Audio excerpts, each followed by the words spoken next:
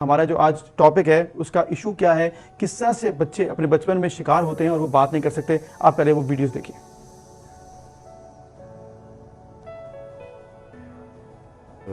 जो है एक वाकया पेश आया। मैं अपने स्कूल से घर की तरफ रवाना हुआ। बस में जाते थे हम। बस में रश था, बैठने की जगह नहीं थी। एक अंकल बैठे हुए थे सीट पे। उन्होंने कहा, बेटा इधर आ जाओ, मेरी गोद में बैठ जाओ। मुझे गुड टच बैड टच इस तरह की किसी भी चीज़ का इल्म नहीं था, तो मैं उनकी गोद में बैठ गया। तो उन्होंने मेरे साथ कुछ गलत हरकत करना शुरू कर दी। तो फिर मैंने रजिस्ट किया आगे से। कुछ लोग भी बैठे हुए थे बस में और भी। उन्होंने फिर पकड़ के उनको नीचे उतारा और उनकी बेइज्जती की।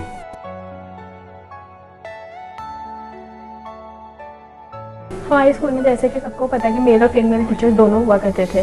तो मैं हमारे भी साइंस के सब्जेक्ट को मेल टीचर पढ़ाया करते थे। उनके बारे में स्कूल में काफ़ी अफवाहें मशहूर थी। तो लेकिन कोई स्टाफ ना कोई टीचर वगैरह उनको बच्चों की बात को सुनता ही नहीं था। तो मेरे साथ भी ऐसा ही हुआ कि हम गए, मैंने पिछले दिन छुट्टी की थी, तो अगले दिन मैं गई तो उन्होंने बताया कि 2 दिन बाद आपका टेस्ट होगा साइंस का। तो कुछ टॉपिक थे जो मुझे क्लियर नहीं थे। मैंने उनको कहा कि मुझे टॉपिक क्लियर नहीं है, तो मुझे काइंडली टॉपिक तो समझा देंगे। उन्होंने कहा कि ब्रेक टाइम में आ जाना मेरे पास। तो मैं ब्रेक टाइम में गई उनके पास, तो उन्होंने कुर्सी आगे की और मुझे बिठा दिया कुर्सी पे।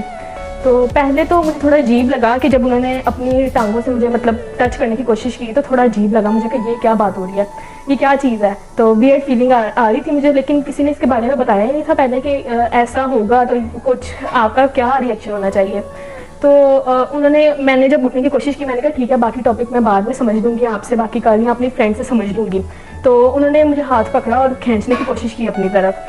तो मेरा आगे से रिएक्शन, जैसे कि स्कूल में बच्चे छोटे होते हैं और नहीं पता था आगे से कैसा रिएक्शन देना है, तो मेरी भी थोड़ी वियर्ड फीलिंग थी। मैंने कहा नहीं ठीक है, मुझे छोड़ दे, मैं जा रही हूँ, तो बाकी टॉपिक मैं फिर समझ लूँगी आपसे।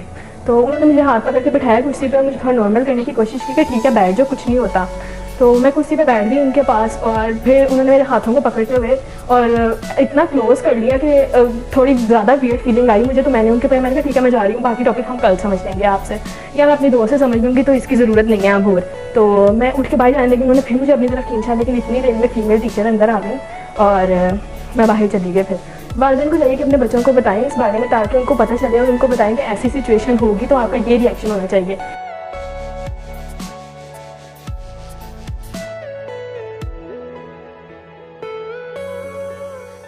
मैं बहुत छोटी थी जब हमारे घर में हमारे मामू वगैरह आते थे, उनके बच्चे भी आते थे। और अक्सर हमारे मामू बहुत से खिलौने और बहुत सी चीज़ें हमारे लिए लेकर आते होते थे, पर वो सबसे ज़्यादा मुझसे प्यार करते थे। वो अक्सर मुझे बाज़ार ले जाते और बहुत से पैसे मेरे पे लगा देते और हमेशा मुझे बोलते कि घर जाकर अम्मी को नहीं बताना। मैं छोटी थी तो उनकी बात मान लेती थी, क्योंकि होता था कि इतने पैसों की चीज़ ले दी है उन्होंने, तो अम्मी को बताऊंगी तो वो डांटेंगी, तो मैं नहीं बताती होती थी।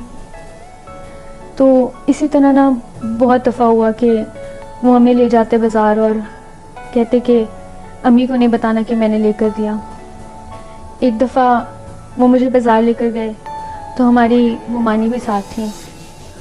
तो उन्होंने ना वो ममानी आगे चल रही थी और मैं उनके साथ पीछे थी। तो उन्होंने मेरी ना कमीज़ में हाथ डाला।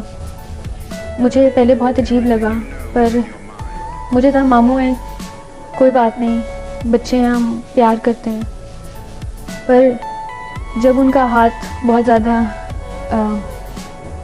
इधर उधर लगना शुरू हुआ तो मुझे अजीब महसूस होता था।